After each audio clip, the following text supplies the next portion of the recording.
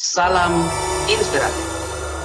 Sahabat Ambar, kali ini kita akan berkenalan dengan satu sosok yang sangat inspiratif. Ia sukses meniti karir di perantauan. Bahkan ia mencapai posisi tertinggi dalam perusahaan tersebut. Dan sekarang, ia bahkan mempunyai perusahaan sendiri. Dan salutnya lagi, walaupun di perantauan, ia tetap bangga dengan identitas dan tidak melupakan budaya serta bahasa daerahnya. Mau tahu perbincangan kami? Namun sebelumnya, simak tayangan berikut ini.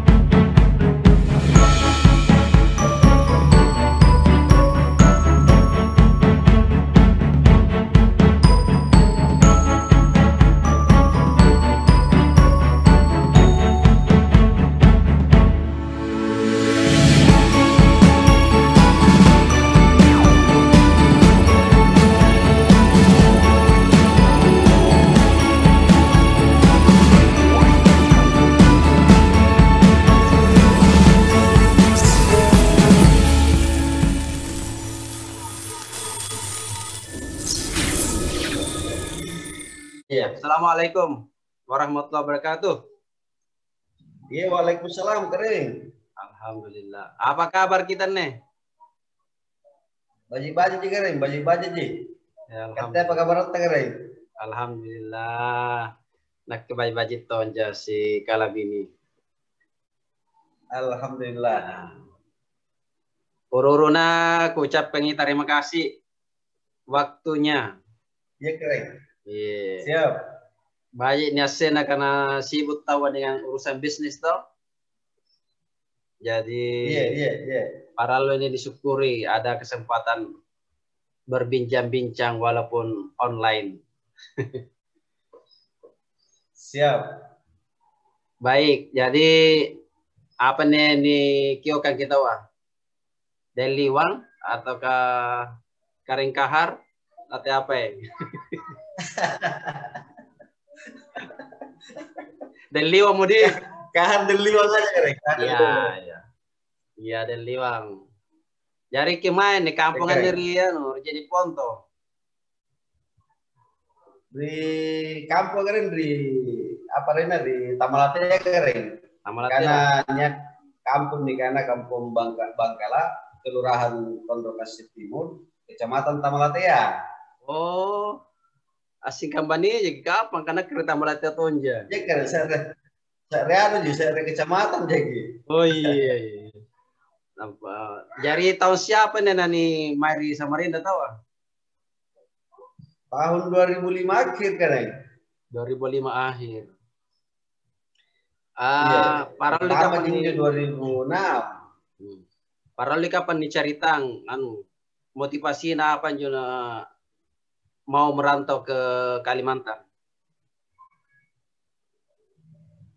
Kalau saya kan sejak sekolah itu kan memang sudah senang mengembara kemana-mana. Oh. Nah paling tidak ada motivasi motivasi awal sehingga saya bisa menginjakkan kaki di Huta Borneo ini. Yang pertama-tama adalah menimba ilmu dan memperbanyak pengalaman. Oh iya. Terus motivasi yang kedua adalah untuk memperbaiki taraf hidup Kareng. Iya. Itu dua motivasi besar itu Kareng sehingga kami bisa sampai ke tanah Borneo ini. Jadi mangi kiri Kalimantan ini kali-kali entaji atau niagam? Sebenarnya Kareng apa kasih perantauan ini Kareng? Cuma ini agak punya talung bulan tapi para nyasakan 7 bulan tapi para tinggallah saya sebatang kara Kareng di sini. Maksudnya ini tapi para motor ki? Motor juga Kareng. Paling tidak ibarat kata ada namanya hukum sentral kehidupan itu Kareng. Kamu aja itu lawan rekali kan di utara. Ya.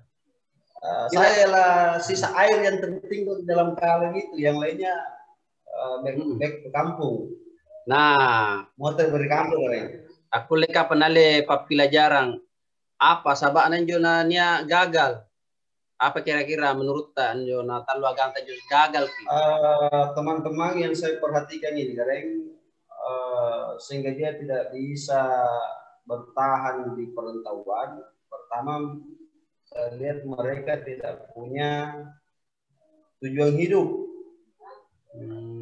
Yang kedua, mereka tidak punya target. Dan selanjutnya dia tidak bisa menyesuaikan dengan keadaan di sini Kareng. Tidak bisa beradaptasi. Oh, berarti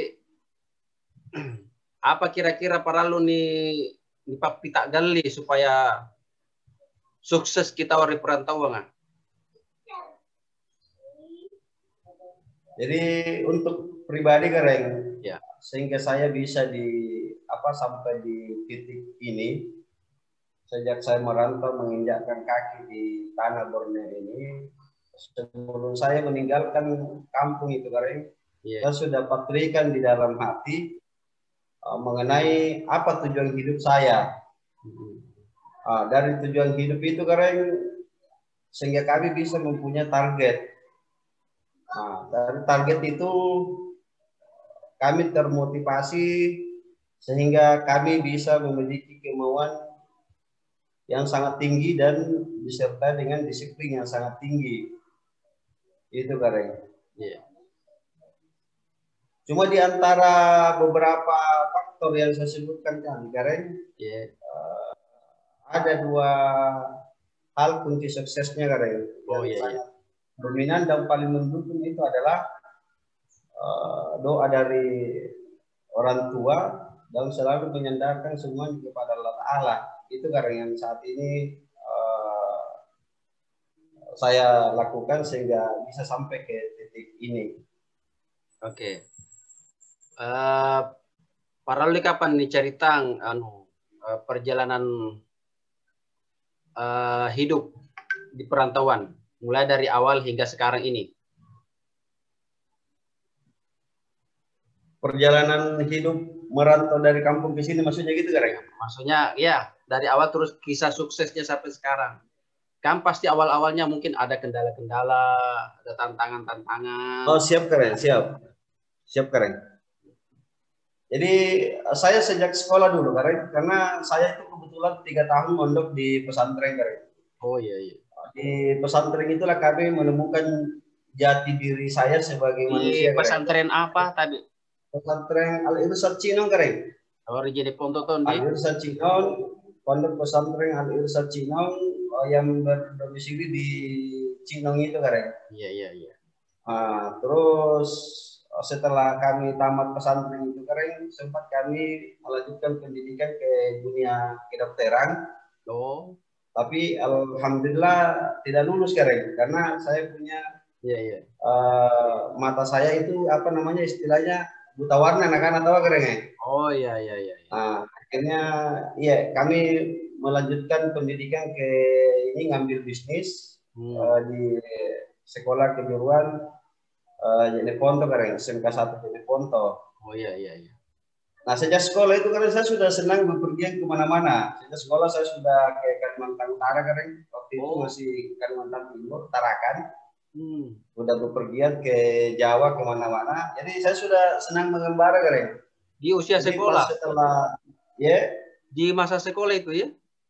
Iya keren. Kalau ada waktu-waktu libur itu keren, waktu pas PKL masih di SMK Negeri 1 itu, kebetulan saya dikirim ke luar kota keren, ke Tarakan. Tujuan saya itu apa namanya tempat kami praktek itu. Dari Jeneponto dikirim ke mana? Ke Tarakan. Oh, memang tugas sekolah.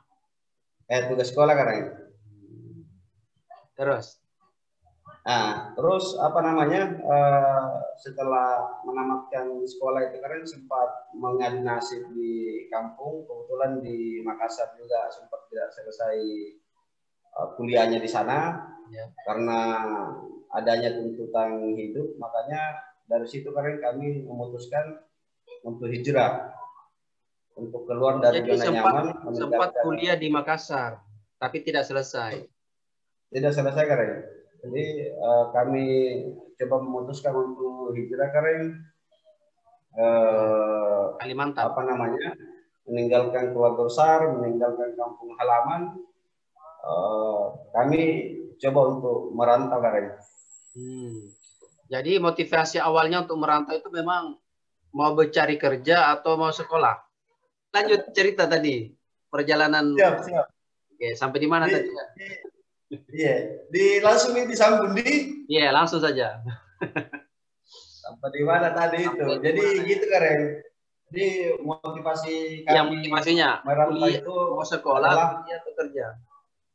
Iya, motivasi kami merantau adalah memperbaiki taraf hidup. Iya. Yang kedua adalah memperbanyak ilmu dan pengalaman keren. Tapi sebentar dulu. Dulu yang kuliah di Makassar terputus ke apa faktornya? Yang kuliah di Makassar dulu terputus itu apa penyebabnya? Penyebabnya itu karena waktu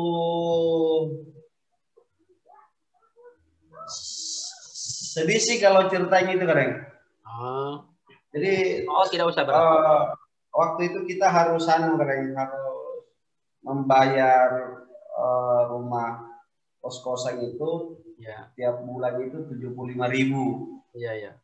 75.000 keren. Karena perlu saya jelaskan keren, saya ini dibesarkan oleh seorang ibu aja keren. Oh iya.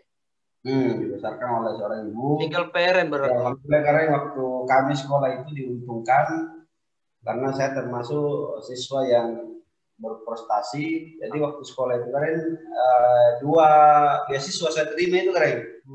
Dari mulai SD sampai SMA keren. Iya. Jadi beasiswa tidak mampu dan beasiswa berprestasi. Oh iya. Alhamdulillah kalau biaya sekolah itu keren, orang tua kami dalam hal ini itu tidak pernah terbebani memikirkan biaya sekolah, biaya apa dan lain-lain, sehingga kami itu masih bisa meluluskan pendidikan SD, SMP sampai ke SMA keren, karena ditunjang oleh beasiswa tersebut tadi keren. Iya, iya, iya. Jadi yang membuat kami meninggalkan pendidikan di Makassar itu keren karena kami sadar orang tua semakin hari semakin tua keren. Saya lah tulang punggungnya keren. Saya lah harapan satu-satunya karena kami cuma bertiga aja bersaudara. Saya adalah anak terakhir, anak laki-laki satu-satunya. Jadi kami sadar kalau kami terus melanjutkan pendidikan ini, kami akan lama untuk bisa membahagiakan ibu keren. Yeah. Makanya ya, saya Bapak sudah meninggal kan? Waktu kecil? Ya. Yeah. Bapak sudah meninggal waktu kecil? Bapak masih hidup waktu itu keren. Bapak masih hidup waktu itu, cuma dia ada di apa namanya di suatu tempat juga keren dia. Oh, pisah berarti. Jadi ya. Jadi saya coba meninggalkan meninggalkan Makassar. Banyak tujuan saya waktu itu keren. Ya.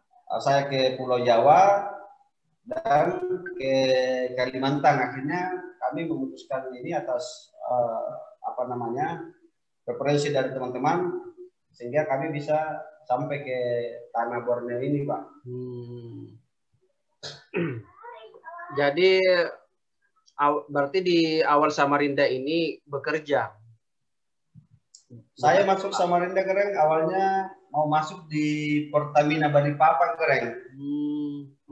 Masuk di Pertamina Balikpapan karena saya mendapatkan info kalau PT Pertamina Balikpapan itu melakukan rekrutmen karyawan keren. Yeah. Makanya dengan harapan besar saya meninggalkan Makassar, melangkahkan kaki ke Balikpapan supaya bisa diterima. Tapi ternyata sampai di Balikpapan itu keren, yang diterima adalah harus penduduk yang punya KTP setempat keren, artinya KTP Balikpapan. Jadi gagal, artinya gagal. Karena kecil harapan saya untuk diterima di Balikpapan, saya coba untuk mengarah ke Samarinda. Ya.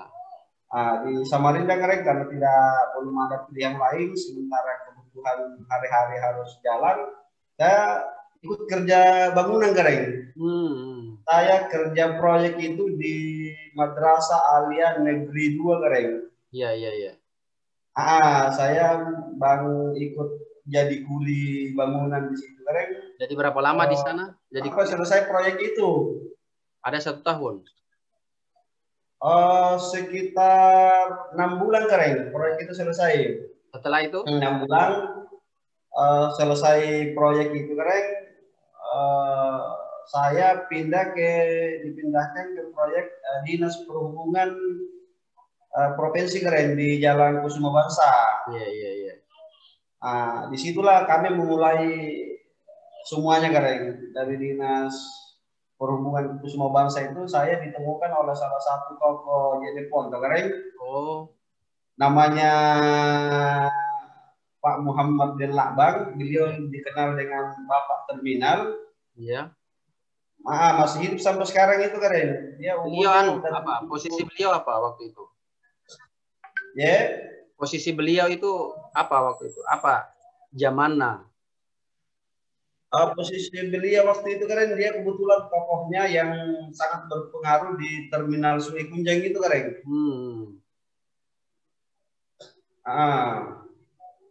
Terus? Halo?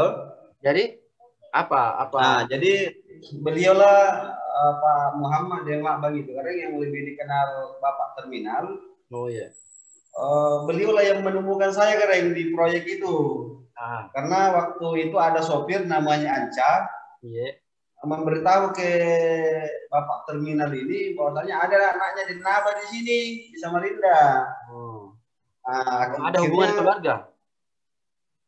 Termasuk ada keren, ada. Jadi Delak Bang ini keren datangi saya di proyek Dinas Perhubungan itu menanyakan kamu sama siapa ke sini dan ngapain di sini? Yeah. Bilang saya lagi cari kerja keren, saya bilang begitu. Yeah. Akhirnya saya disuruh ke rumahnya keren. Yeah. Kebetulan Pak Lakbang ini adalah salah satu keamanan di sebuah perusahaan keren. di sebuah perusahaan. Terus? Nah, dan Lakbang inilah yang apa namanya yang mempertemukan saya dengan manajer dan direktur perusahaan, di mana saya memulai karir dari nol itu, Kareng. Oh iya, iya. Namanya PT Borneo Abadi. Jadi tahun 2006 itu saya resmi gabung di perusahaan itu, Kareng. Kami memulai nol dari strata yang paling rendah, Kareng. Iya, iya. Strata yang paling Dan rendah. itu hanya memakai ijazah SMK ya? Jasa SMA aja, Kareng. Jasa SMA aja, SMK. Ya. Jadi kami masuk itu, Kareng, betul-betul suatu anugerah karena diberi kesempatan. Walaupun kerja saya di situ, Kareng, jabatan saya yang paling rendah, Kareng, karena saya helper aja waktu itu. Iya, iya. Saya helper. Iya, helper. Gaji pun nggak seberapa kerja di perusahaan itu, Kareng. Cuma tapi saya mensyukuri saya sudah dapat tempat, makanya saya petrikan di dalam hati bahwa kesempatan ini harus saya gunakan dengan sebaik-baiknya. Nah, kan dari helper terus hari demi hari kami lalui, Kareng, bulan demi bulan, tahun demi tahun. Apa namanya? Keadaan saya di perusahaan itu masih segitu-gitu aja, Kareng. Iya, iya. Saya waktu itu masih gaji 30.000, Kareng, di perusahaan itu. Karena saya masih digaji harian, Kareng, nanti diakumulasikan ke mana. Ya. Nah, untuk menaikkan grade gaji kami itu, karena saya harus bela-belain lembur dari jam 7 sampai jam 10 malam, Kareng. Jadi kalau saya lembur itu, saya bisa mendapatkan gaji waktu itu, Kareng, 1.800.000. Kalau tidak lembur, kan paling 1.400.000 sih, Kareng, untuk saya. Iya, iya. Ya. Jadi helper dari 2006, Kareng. Jadi helper itu, Kareng. Jadi helper sempat 6 bulan. Jadi operator mixer, Kareng. Habis jadi operator mixer, pindah lagi ke helper. Itu aja bolak-balik, Kareng. Oh iya, iya. Saya merasa di perusahaan itu, Kareng, waktu itu belum mempunyai masa depan yang cerah. Sehingga saya ini namanya, Kareng, orang suka mengembara. Akhirnya ketemulah sama orang tua, Kareng. Iya, iya. Ada orang tua, saya tanya, guru, saya minta berkah. Saya bilang begitu. Iya, iya. Orang tua masih hidup. Masih hidup, guru. Pulanglah, katanya. Berkahmu ada di sana. Oh iya. Itu masukan orang tua itu tadi, Pak. Pulanglah, berkahmu ada di sana. Akhirnya saya memutuskan untuk pulang. Selama 4 tahun saya merantau itu, Kareng, saya memutuskan untuk pulang. Sampai di sana saya masih melatih ibu, masih hidup, masih sehat. Saya langsung basuh kakinya, saya minum, saya cuci di muka. 3 hari saya di kampung, saya balik lagi ke sini, Kareng. Tidak lama kemudian saya dipromosikan untuk jadi logistik, Kareng. Oh iya, iya, iya. Oh, tidak lama saya dipromosikan jadi logistik, jadi mandor. Tidak lama lagi jadi kepala produksi. Tidak lama lagi saya dipromosikan jadi manajer. Akhirnya ringkas cerita, Kareng, saya ada di perusahaan itu, Kareng, di posisi direktur. Jadi dari helper adalah saya dapat berkahnya orang tua, Kareng. Saya punya kemauan tinggi, disiplin tinggi, dan dapat berkah dari orang tua. Itu, Kareng. Jadi kuncinya berkah dari orang tua ya. Iya, Kareng. Jadi itu berapa tahun sampai ke direktur itu? Dari helper ke direktur? Kalau saya memulai karir itu, Kareng, sejak masuk sampai saya memutuskan untuk keluar dari zona nyaman itu, Kareng, lebih 10 tahun, Kareng. 10 tahun. Lebih 10 tahun. Jadi sebagai direktur berapa tahun? Saya jadi direktur itu 2012, Kareng. 2012 sampai 2016, Kareng, karena saya meninggalkan perusahaan di mana perusahaan yang saya bangun dan saya besarkan itu, Kareng, 4 tahun kan saya direktur. Ini pertanyaan ini kan biasanya tuh tahu puna niat mirzonanya manga dia mina bukui. Tapi kate Bokoi, apa jo alasannya kira-kira?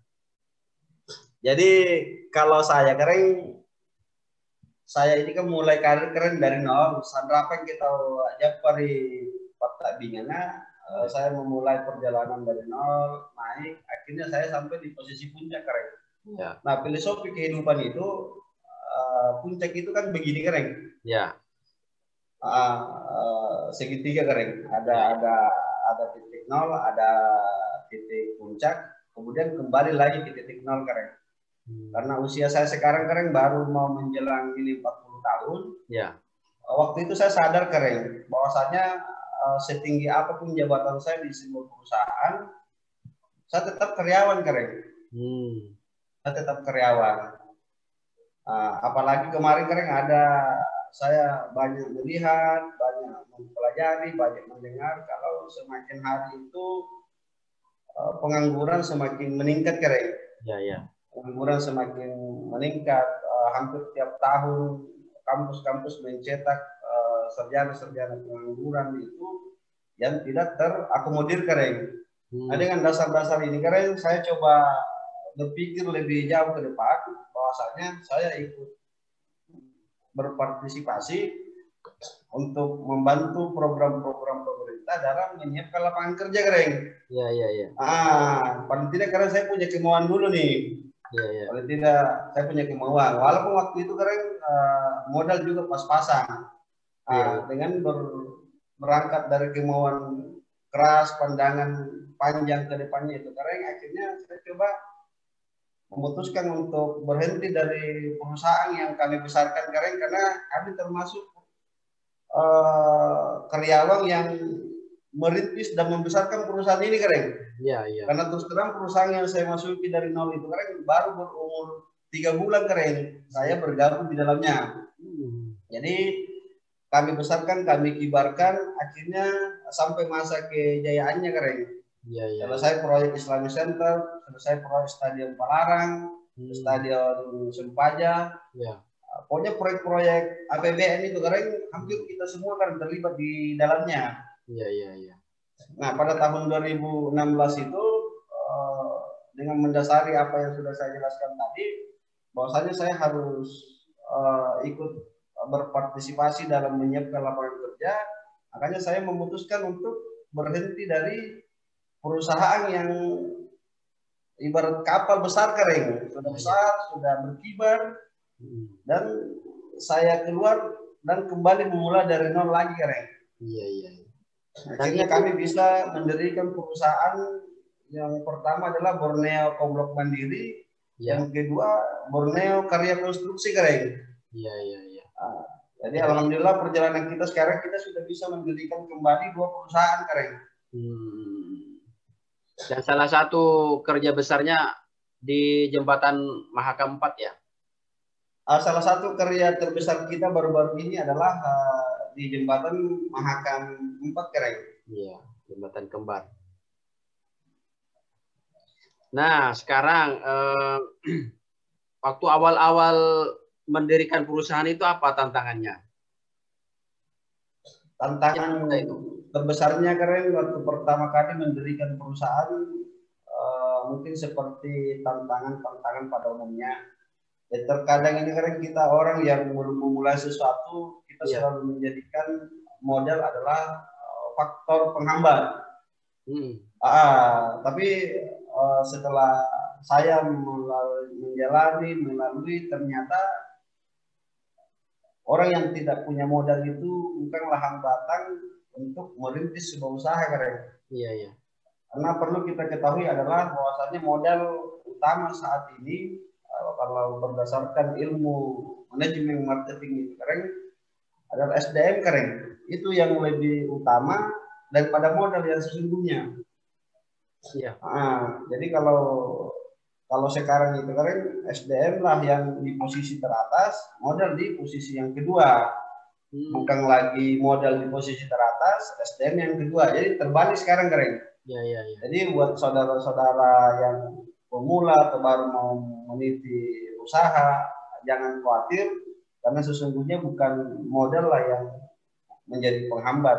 dengan tidak adanya modal, semua teman-teman bisa untuk maju dan mendirikan sebuah usaha. Jadi dulu kerja sambil kuliah berarti ya? Iya keren. Apa namanya, kerja sambil kuliah. Itu bagaimana cara membagi waktunya itu? Kami keren, alhamdulillah di perusahaan di mana saya ini keren, di mana saya bekerja sebelumnya, saya dikasih kebijakan. Jadi kebetulan ada jam kuliah malam itu keren, saya kuliah malam keren. Oh iya iya. Kuliah malam. Nah, ada pengalaman unik waktu kuliah itu keren. Nah, ya. Saya gara-gara telat 3 menit, sempat dibolehkan ikut mata kuliah. Ada dosen saya namanya Pak Prof. Harno. Ya. Itu apa namanya, dosen senior di kampus Universitas Munawarman. Kan kebetulan waktu itu masih di kantor keren. Iya, iya. Masih di kantor. Jadi saya sudah ngebut naik motor itu menuju kantor hanya untuk mengikuti jam kuliah. Alhamdulillah sampai di sana telat keren. Telat. Tidak sampai 5 menit juga. Iya. Tidak dibolehkan ikut mata kuliah. Iya, iya. Artinya adalah dosen kami itu kan selalu mengajarkan bagaimana cara punya disiplin tinggi. Ya. Karena disiplin tinggi adalah salah satu kunci menuju kesuksesan juga. Lanjut cerita keren, sempat saya berdebat juga sama dosen saya. Karena Pak, saya ini adalah mahasiswa yang taat bayar SPP, saya bilang begitu. Masa saya cuma telat sekali dan tidak nyampe juga 5 menit saya telat, masa tidak ada toleransi. Iya. Saya juga udah ngebut dari kantor menuju kampus ini, udah lari 100 motor ini Pak, saya bilang begitu. Ya. Akhirnya dengan lama diskusi keren, karena banyak teman-teman juga yang telat, akhirnya kami diizinkan masuk di ruangan belajar mengajar itu keren. Oh, diizinkan akhirnya ya? Itu salah satu yang sekelumit perjalanan ini keren. Jadi dari situ apa namanya, disiplin terus ditingkatkan. Pengalaman di kampus. Baiklah. Nah, sekarang ini mungkin apa saran-sarannya bagi orang yang merantau ini, kepada para perantau? Apa yang kira-kira harus dihindari di perantauan supaya itu bisa menjalani hidup dengan baik? Kalau saran saya buat saudara-saudara perantau, saya juga sering menyampaikan ini kepada karyawan-karyawan saya, Pak. Bahwasanya kita merantau itu jangan hanya sekedar merantau, tetapi ada visi misi yang harus kita capai. Ibarat kata dalam merantau ada tujuan hidup yang harus direalisasikan. Nah, dalam merantau itu pertama-tama kita harus bisa beradaptasi dulu kan. Kita bisa beradaptasi atas situasi kondisi di mana daerah mana kita merantau. Ya. Terus yang kedua, seorang perantau itu kan tidak boleh menyerah, pantang menyerah, punya kemauan yang sangat tinggi. Dan kunci yang lebih pas karen kalau yang sudah saya praktekkan itu adalah disiplin karen. Karena disiplin adalah kunci dari segala-galanya. Disiplin adalah kunci dari segala-galanya. Kalau yang sudah saya praktekkan sampai saat ini, paling tidak menghindari hal-hal yang bertentangan dengan hukum dan agama karen. Itu salah satu saran-saran saya. Nah, sekarang biasanya Jonjo tupa perantauan, terutama mungkin si kampung taka pernah merantau itu biasa gengsi mi, pernah sukses mi di kampung tawa gengsi mi. Nah, seolah-olah nak lupa mi kampona, nak lupa mi budayana, bahasana. Kira-kira apa pendapat yang menurut tahu kamu ya?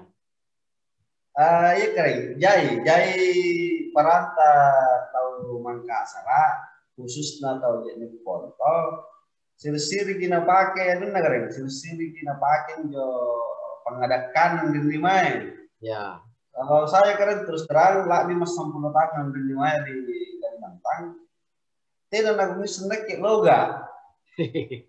Tidak nak bisa loga itu tahu bisa ngasih loga Banjar loga Kutai nak kita keren. Ya. Jadi sedikit kadang saya di kampus itu keren sering saya diketawai tiga kali ya sering diketawai sama teman-teman itu karena setiap saya ngomong itu keren selalu ada G-nya. Ya terus terang ini jujur keren saya di ruang kelas itu saya diketahui teman-teman dihitung itu G-nya itu keren saya ngomong ada G-nya lagi ada G-nya artinya adalah dia nak kuliah ke bukuin di bawah kata keren. Iya. Nah dia nak kuliah di bukuin di bahasa ya di mana-mana itu keren kecuali Puna Singapura, Peranta atau Makassar pasti bahasa Makassar Kak. Iya. Pasti bahasa Makassar. Dan saya bangga, saya tetap bangga menjadi putra Turatea. Oh iya. Karena orang Makassar, Jeneponto adalah salah satu manusia, salah satu orang-orang yang mempunyai daya intelektual karena mungkin daerahnya sudah berdasarkan penelitian itu kita termasuk mempunyai tingkat IQ itu yang rata-rata di atas kan, di atas rata-rata. Iya. Jadi saya pribadi kan nggak ingat tahu sesiri karena menjadi ponto nasabah penggokana sebagian serba tanta kan, tapi saya bangga kan, bangga menjadi anak Turatea, lahir dan dibesarkan di Buta Turatea, dididik, diajari budaya jadi ponto. Alhamdulillah kalau kita ke daerah mana aja bisa menyesuaikan diri kan? Iya. Bisa menyesuaikan diri. Iya Mijo, nah ini penting organisasi KKTJ. Dengan berdasarkan ya keren dengan rasa kebanggaan kecintaan itu terhadap jadi ponte keren sejak 7 tahun yang lalu keren ini mimpi keren saya punya mimpi punya harapan karena ini kata itu jadi ponton dan mas yang itu cara adik keren sangin itu cara adik ini ini lampa ya tidak ada orang jadi ponton meninggalkan kampung itu keren tidak pintar semua pintar keren nah saya punya mimpi harapan 7 tahun yang lalu keren bagaimana supaya kata itu jadi ponton dan tetap para pengenta kerennya ya tetap para pengenta paling tidak kita itu karena hidup di lingkungan minoritas di lingkungan mayoritas kita harus bersatu keren kita harus bersatu artinya punak kulik si bompenteng keren si pacini si pasirigi nai mami boleh di patai punak tengah tetap temperat jadi ponto. Iya. Akhirnya saya ketemu pemikir di Ponto keren, seperti Pak Profesor Jafar Haruna, sehingga peserta tantangan Pak Dr. Balikpapan, Batu Tenggarong keren, para tokoh-tokoh di Samarinda sini. Akhirnya aku lebih penting ini balap para penrepungan keren. Yang di kana kerukunan keluarga Turatea jadi Ponto keren. Yang diresmikan tanggal? Ya keren. Tanggal 11 ya, 11 November. Resmi dikukuhkan di sini karena orang pejabat-pejabat jadi foto, pejabat-pejabat teras jadi foto, termasuk wakil bupati jadi foto, dihadiri oleh wakil gubernur provinsi Kalimantan Timur serta beberapa orang anggota DPR dari Sulawesi Selatan keren, termasuk anggota DPR dari Kabupaten jadi foto, resmi dikukuhkan itu keren tanggal 11 bulan 11 2021 keren. 2020 mungkin? 2020. Ya, 11 alhamdulillah kata itu jadi pembuka mungkin cari perlu disampaikan kepada saudara-saudaraku warga Turatea jadi Ponto yang berdomisili di seluruh Kalimantan Timur mungkin lewat lewat akun YouTube ini kita informasikan bahwasanya ada teman tu bala para pura-purenta. Ya.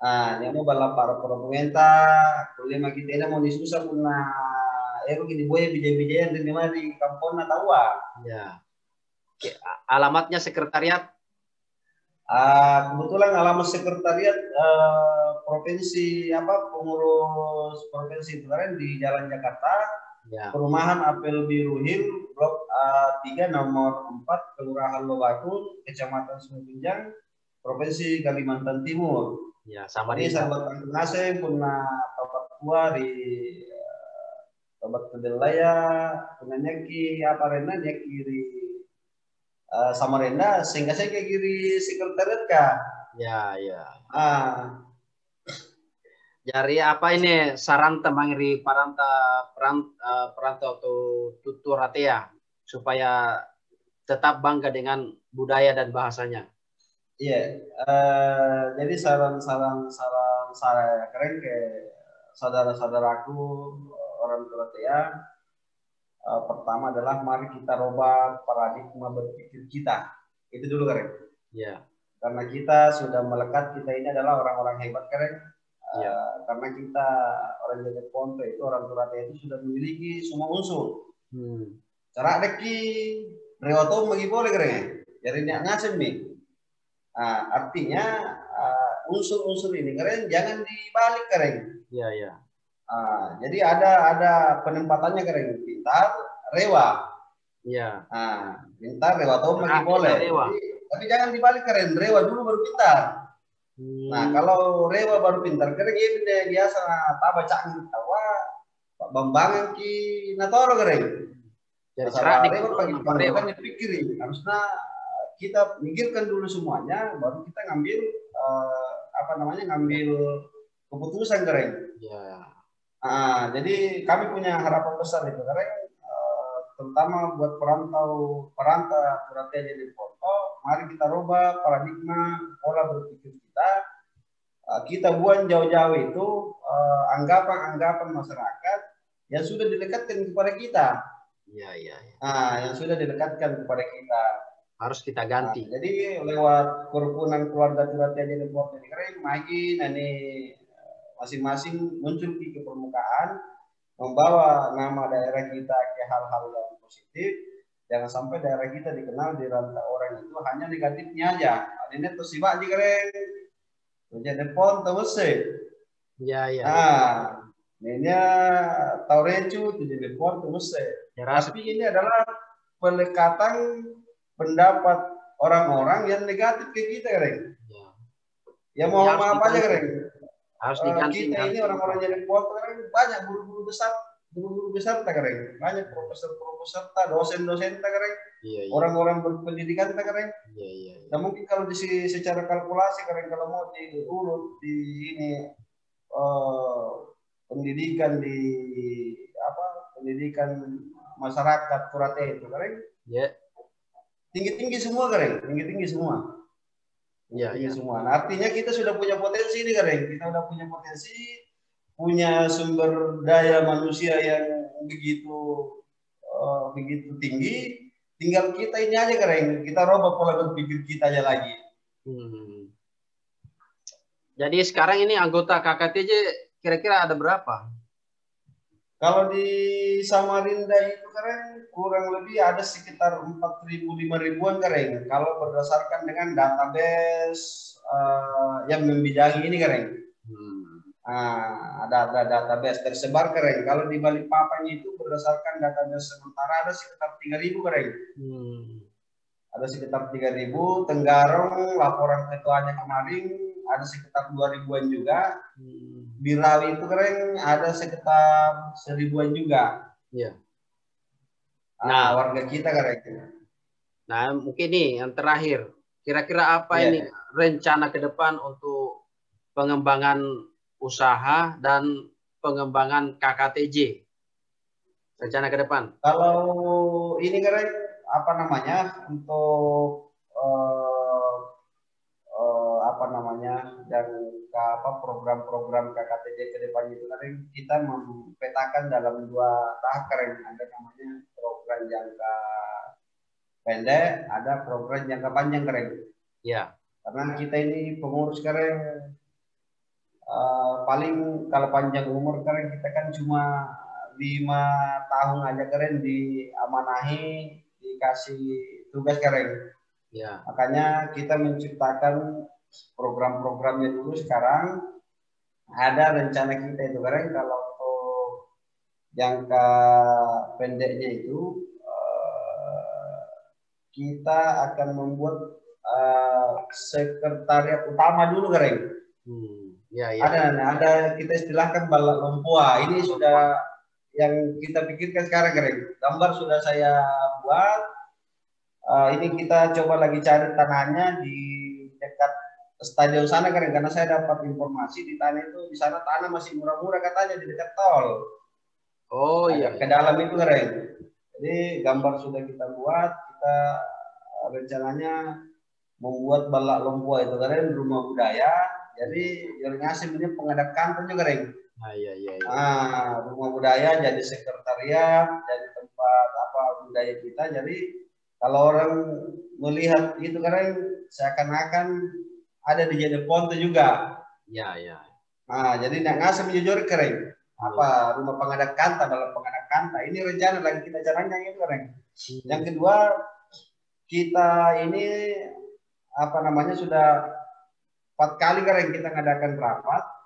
Ya. Bahkan sudah ada pengurus-pengurusnya itu, beberapa pengurus masalah koperasi keren. Ya. Masalah koperasi.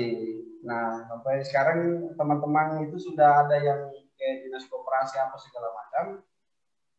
Cuma memang kita perlu berkumpul lebih banyak lagi keren. Dalam hal berpikiran kalau mengenai koperasi ini. Nah, lebih banyak lebih banyak masukan kan lebih enak keren kalau mengenai koperasi ke depannya.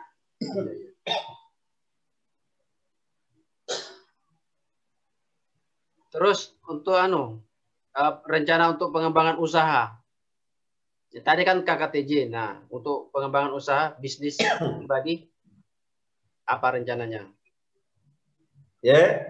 Untuk rencana pengembangan usaha pribadi, bisnis pribadi tadi. Apa?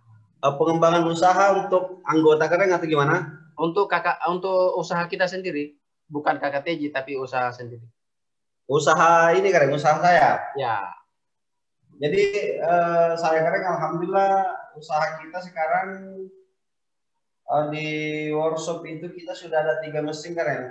3 mesin alhamdulillah, kalau karyawan kami total itu sudah ada sekitar 60 orang keren, baik itu tenaga kantor, produksi maupun di lapangan keren. Nah, rencana itu kami ada rencana membuat cabang di Balikpapan keren. Ini lagi saya observasi ininya observasi lokasi-lokasi mana yang memungkinkan, karena mendirikan sebuah usaha itu keren rumusnya ada 3 T keren. Tempat dan tempat. Nah, kebetulan di Balikpapan itu keren ada 3 tempat yang sudah saya catat, yaitu di daerah Karyangau, daerah Somber, dan daerah Manggar keren. Ya. Mohon doa dari saudara-saudaraku sekalian, semoga kami bisa menyelesaikan ini dengan cepat keren. Amin. Ya Rabbal Alamin. Jadi baik, untuk program-program KKTJ keren saya sambung sedikit keren. Kebetulan orang-orang jadi Ponto ini keren, orang-orang Turatia yang ada di perantauan ini keren, terdiri dari berbagai macam latar belakang keren. Ada yang praktisi pendidikan, ada yang pengusaha batubara, ada pengusaha minyak, ada di pengusaha konstruksi keren. Terutama saya bisa memasuki semua lini keren. Apa aja keren. Jadi untuk saudara-saudaraku yang berlatar belakang berbagai macam background jenis usaha ini, paling tidak kita bisa membuat membuka lapangan kerja keren untuk para pendatang. Kalau misalkan ada adik-adik kita dari Turatea, ada yang merantau ke Kalimantan ini, untuk tidak seperti kita dulu keren. Kalau kita dulu merantau tidak ada tempat yang dituju yang pasti keren. Ya. Jadi dengan adanya kita keren kita membantu adik-adik kita perantau untuk memberikan masa depan yang pasti keren. Ya. Gitu. Mungkin ada satu pertanyaan yang menggelitik tuh. Tadi kan karyawannya ada 60. Tapi ya, dari beberapa daerah. Apa ya, alasannya merekrut karyawan dari daerah-daerah lain, bukan dari satu kampung misalnya? Karena saya melihat tingkat motivasinya mereka dalam merantau keren. Terus terang 2 minggu ya hampir sebulan yang lalu keren, saya ada rekrutmen karyawan 14 orang aja keren. Ya. 14 orang aja di menjelang awal tahun itu. Yang melamar itu keren lewat email 380 orang, terdiri dari sarjana keren. Iya, iya.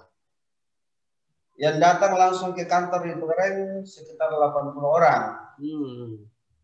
Artinya adalah dengan melihat tingkat pencari kerja ini keren, saya berkesimpulan ternyata masih banyak pengangguran di sini keren. Iya, iya. Banyak sekali pengangguran. Iya, karena banyak PHK juga ini. Iya keren. Jadi 380 tambah 80 orang keren berarti sekitar 460 pendaftar itu keren. Padahal saya rekrutmen itu cuma 14 orang aja. Nah, menjawab pertanyaan kita tadi, kenapa terdiri dari beberapa daerah bukan orang dari Papua? Karena saya melihat itu keren, pertama-tama tidak melihat seberapa tinggi pendidikan dia keren. Kalau saya pribadi, ya, saya menerima rekrutmen karyawan itu karena saya tidak melihat background pendidikan dia di mana, jurusan apa dan lain-lain. Tapi yang saya lihat pertama-tama adalah seberapa tinggi motivasi dia dalam merantau keren. Nah, seberapa tinggi motivasi dia dalam merantau. Nah, tugasnya kita ini untuk memberikan pencerahan kepada mereka supaya punya tujuan yang betul, yang jelas dalam merantau. Ini tugasnya KKT. Kalau pun nanti tahu perantau jadi pondok keren pun langsung di Singapura apa pasti ya keren, pasti. Pasti bukan lagi pencerahan keren. Saya itu menceritakan kisah hidup saya di perantauan mulai nol sampai titik ini keren. Ya. Kasih ruanjang. Yang paling baik juga keren. Bicara tengah sih termasuk karyawan keren yang saya rekrut itu keren untuk memotivasi dia bahwasanya kamu kerja di tempat ini jangan semata-mata karena gaji. Iya. Tapi tolong ambil ilmunya. Mudah-mudahan di kemudian hari kamu bisa berdiri sendiri. Kalau pengalamanmu sudah banyak, di suatu tempat ada peluang prospek, nggak ada modalmu, saya yang modali. Saya bilang begitu keren. Yang penting kamu udah dapat ilmunya dulu karena segala sesuatu keren yang kita kerjakan itu tanpa dilandasi dengan ilmu, udah bagus juga. Karena banyak orang gagal itu keren dalam dunia usaha, dalam dunia bisnis keren karena dia tidak menguasai ilmunya keren. Iya. Jadi perlu saya sampaikan bahwasannya bisnis yang bagus adalah bisnis yang kita kuasai ilmunya keren. Ya. Tidak begini, kan kadang-kadang ada perusahaan itu merasa takut kalau karyawannya membuat perusahaan semacamnya, kan jadi saingan. Banyak keren, banyak. Itu bagaimana? Kembali lagi keren, bahwasannya kan rezeki itu kan rahasia Allah Ta'ala keren. Kita tidak punya kuasa untuk menahan rezeki seseorang karena itu urusan Allah Ta'ala keren. Urusan Allah Ta'ala. Allah Ta'ala aja keren memberikan rezeki ini kepada burung-burung dan seekor cacing pun yang ada di dalam tanah itu keren. Jelas sekali anunya. Jadi kalau kita menghalang-halangi makhluk Allah dalam mendapatkan rezekinya, ya sama aja kita menentang juga Allah Ta'ala itu keren. Jadi paling tidak kan kita harus mendukung keren. Harus mendukung. Saya tidak punya jawaban banyak keren. Tapi kalau ada teman-teman yang menguasai ilmu, mendirikan usaha, Aku bilang, yang penting kamu kuasai usahamu, tidak ada modal, saya yang bantu modal. Gitu kan. Saya yang bantu modal. Yang penting dikuasai dulu, artinya kan, dikuasai konsep bisnisnya, ilmunya, prospek, bisa jalan. Ya, kalau untuk urusan modal kan, makanya saya tempatkan tadi urusan modal itu ada di posisi kedua kan. Iya, iya. SDM yang pertama. Jadi artinya kalau ada karyawan yang sambil belajar di perusahaan kita, mempelajari semuanya, itu tidak apa-apa ya. Terus suatu hari dia tidak apa-apa kan. Karena saya itu kan, kalau mengembalikan ke pengalaman pribadi saya, waktu pertama kali bekerja itu kan di perusahaan di mana nyor-nyor itu aja garobak kedong. Iya. Garobak di sorong kan. Iya, iya. Nyorong garobak. Tapi saya tidak melihat bahwasannya saya ini kerja mendorong gerobak kan. Saya banyak melihat, banyak mendengar, banyak mencatat keren. Jadi saya itu ada sebuah buku keren. Ini buku aja keren. Ini adalah buku sejak pertama kali saya kerja keren. Jadi campuran, komposisi itu masih ada catatan-catatannya keren. Sampai sekarang. Nah, itu ilmu-ilmunya keren. Saya banyak mencatat. Artinya adalah saya tidak melihat siapa gajiku, berapa banyak gaji saya, tapi ilmunya keren yang saya cari. Ilmunya. Nah, kalau sudah ilmu yang kita cari keren, itu sudah yang segala-galanya. Jadi karyawan-karyawan itu keren, kalau saya kadang briefing sekali sebulan, 2 kali sebulan, walaupun di pabrik itu keren hampir tiap hari briefing keren. Cuma di briefing oleh manajernya langsung kan? Iya, iya. Nah, di manajernya langsung. Kalau saya kadang tiap 2 minggu. Itu aja yang saya ulang-ulang itu, Reng. Saya motivasi dia. Saya ulang-ulang motivasi dia. Dari ada yang suku Jawa juga, suku Banjar, ada orang Aceh keren, orang Bali, macam-macam keren. Ada juga orang Jeneponto, ada yang dari Flores sana keren. Flores. Baiklah, saya kira bincang-bincang ini kayaknya sudah banyak ini yang kita sampaikan. Keren. Iya, iya. Jadi keren, perlu saya juga jelaskan keren, kalau kebetulan perusahaan ini, perusahaan yang kita bangun dan besarkan saat ini adalah dia bergerak di bidang general trading, supplier dan kontraktor keren. Iya, iya. Jadi Borneo Komblok Mandiri itu adalah menyiapkan segala kebutuhan para pengusaha yang bergerak di bidang dunia konstruksi keren. Iya, iya. Nah, itu Borneo Karya Konstruksi adalah ikut berkecimpung langsung keren.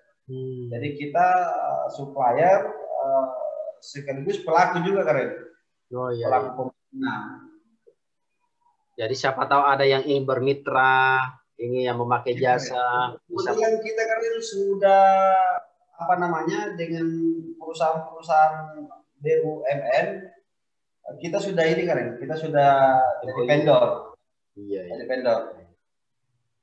Iya, mudah-mudahan dengan tayangan ini semakin banyak, semakin dikenal, semakin banyak mitra, semakin banyak konsumen, pemakai jasa, ya, dan perusahaan semakin maju.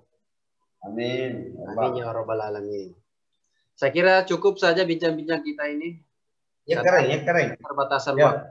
Insya Allah suatu hari nanti kita bisa lanjut. Terima kasih Tuta. Makasih. Tapi keren, saya ucapkan Assalamualaikum warahmatullahi wabarakatuh. Waalaikumsalam warahmatullahi wabarakatuh. Dadah.